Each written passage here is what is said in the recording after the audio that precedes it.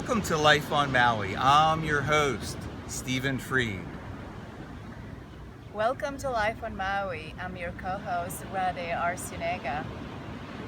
Today we have the great pleasure of interviewing a dear friend of both of ours, someone who has a marvelous success story to tell in the realm of business, health, and personal life. He is a mentor for many and an inspiration to us all. So welcome to the show, my dear friend Ken Smith. Thank you, Steve. It's such a pleasure to be here with you and Radhe. I know we've been talking about this for a long time, getting together, and I'm so happy that we're making it happen now. Woo! Woohoo! Woohoo! And here we are at Charlie Young Beach, one of our favorite beaches. And why don't you start it off, Radhe? Why don't you say, start the ball rolling? Sure. One of the things that we learn about Ken and that we admire is the way he looks at businesses, the way you do things. You're doing something right. We know about a lot of people that like to be where you are in real estate.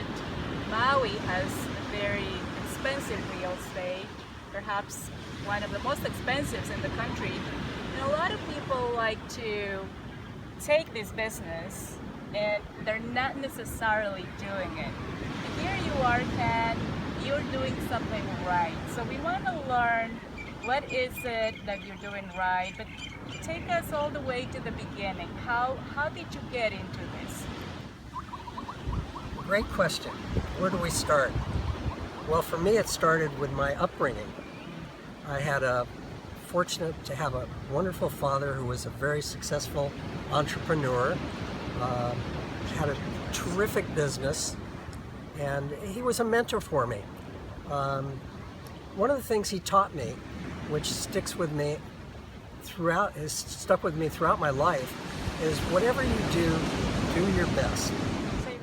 And that has stuck with me, not only in my personal life, but in my business life. I always try to do my very best for my clients, for my fellow realtors, because this is a business where you have to get along with other people. So Ken, for those of us who want to succeed in business, what would be your best advice? What's the right thing to do? Well, I don't know that there's one right thing to do. I would say there's many right things to do. What works for you? What works for me?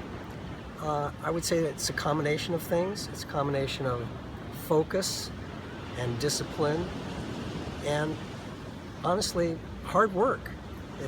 There's no easy, it just doesn't roll off a platter for you. You have to put in some effort. At least I did. Maybe other people it works easy. I've had to work to make money. I've had to, I wouldn't use the word struggle, but I would say that, just a good hard work ethic, staying focused on what I wanted to do. So focus and have clear goals? Having clear goals, knowing what you want to achieve. And persistence, but there's something that you said that's really, you said treat it like you would any other business. Well, not treat it as any other business, but in real estate, I've seen a lot of people get into real estate and they think it's going to be easy. They're just going to go out and make sales. They don't treat it as a business. You've been in business, yeah. And you know that in order to succeed in business, you have to be willing to invest not only time, but money too. You have to dress the part, you have to look the part, you have to have a nice car. You can't show up in a Maui cruiser to show somebody $1 million property. So let me interrupt you for a moment. So you work hard, but you also enjoy, and you have an awesome Tesla. Just give us 2 seconds. What is it like to reward yourself that way? Well, I think it's important when you're successful that you treat yourself. And I've always been a believer that I work hard, I make good money, and I'm going to enjoy it. And so recently I bought a Tesla because I had a BMW, and it was a great car, but it was getting old. It had over 100,000 miles on it. So I test drove the Tesla I fell in love. I absolutely fell in love with it. As we rewind, you had your start in East-West Journal, macrobiotics. Start with some of that. Okay, well, after I worked with my father in the plumbing supply business, this was going back 1972, 73, I decided we became very involved in the macrobiotic community, my wife and myself, and we decided to move to where macrobiotics was happening, which is in Boston. I'm familiar. Yeah, so we packed up and moved to Boston, and there I worked for the East-West Journal, now it's called the East-West Magazine, and I worked there for 2 years. And I want to find out, another wonderful thing for you has to do with the way you are. I mean, 72 years old, jogs, takes care of himself, exercises, eats well. Talk about that. Did you have to remind me how old I was? I'm sorry. We have to remind everyone how beautiful 72 can look. No, actually, I'm very proud of the fact that I think, in very good health for my age. I feel good. I work out probably 5 to 6 times a week, 3 times at the gym. Tell us what you do exactly. Yeah, my regimen is I go to the gym, work out 3 times a week, lifting weights with people half my age, and I'm able to keep up with them, which is remarkable, I think. I'm pleased. But that again, I had to work at that. It wasn't like walking the gym and all of a sudden you're lifting weights. So consistency, going continuously and building up. I also love running. I've been an avid long-distance runner since 1982 when I ran my first marathon in Honolulu. Well, actually, my first marathon was the Maui Marathon. I think it was 1981 or 1982, and I ran approximately 20 marathons after that.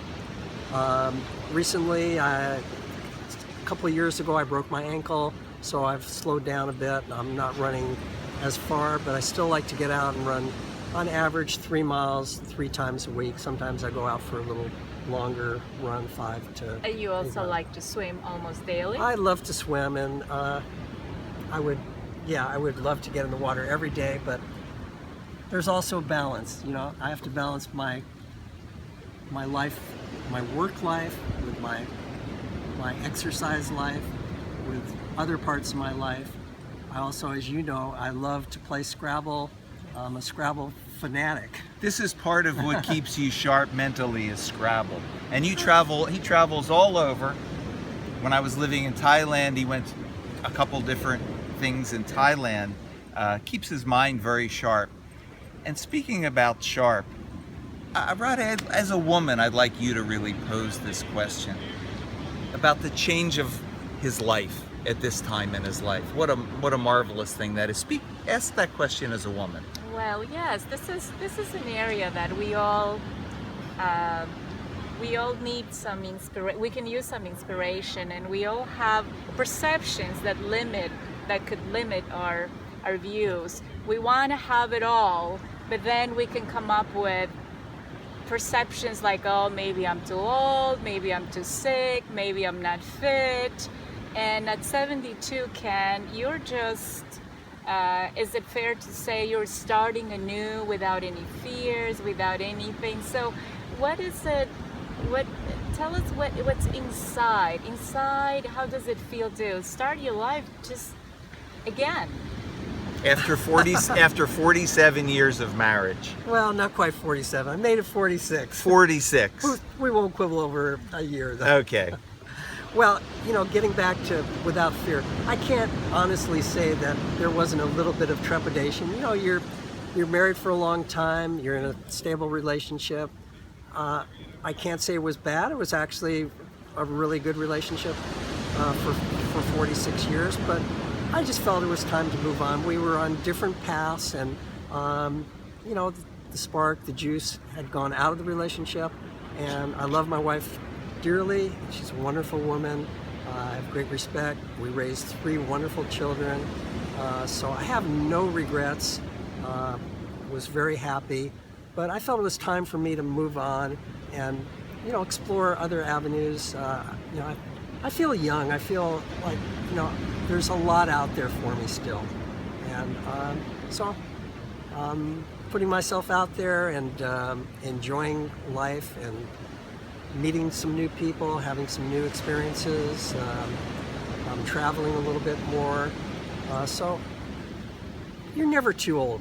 You're never too old. And I would say to anybody out there who feels like life is over at 72, no, it isn't. That is Let me tell you, I is feel like it's just beginning for me. That's as beautiful. That's as beautiful as it gets. So I think that's a perfect note to end on. And thank you so much, Ken. It's been a pleasure. Really, thank you. Thank you, Kat. Thank you so much. Thank We have a nickname for each other, Boy Chick. Thank you, Boy Chick. Thank you, boy chick and girl chick. And Girl Chick. Yes. So Thank thank you so much for joining us for this episode of Life on Maui. And come back for the next episode. Till next time, aloha. Aloha. Aloha. And now, you know what we're gonna do? We're gonna go into the water.